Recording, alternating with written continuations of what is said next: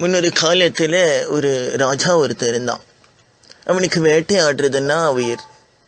பல உயிர்களை வேட்டையாடி இருக்கான். காட்டுக்கு போயிட்டு ஒரு கரடி அவன் கண்ணில் தென்படுறது. அம்பு எடுத்து விடுறான், ஜஸ்ட் மிஸ்.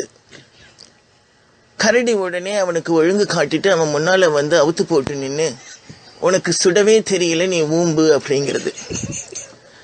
அவமானத்தோட அந்த ராஜா வந்து பெரிய கோபத்தோட திரும்ப நாடு திரும்பிடுறான்.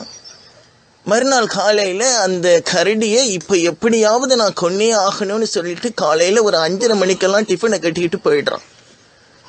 கரடி கக்கா போறதுக்காக அப்படி வருது. அம்பு எடுத்து விடுறான், அதே மாதிரி மிஸ் ஆயிடுது. என்ன ஒரு ஆனந்தம் கரண்டிக்கு!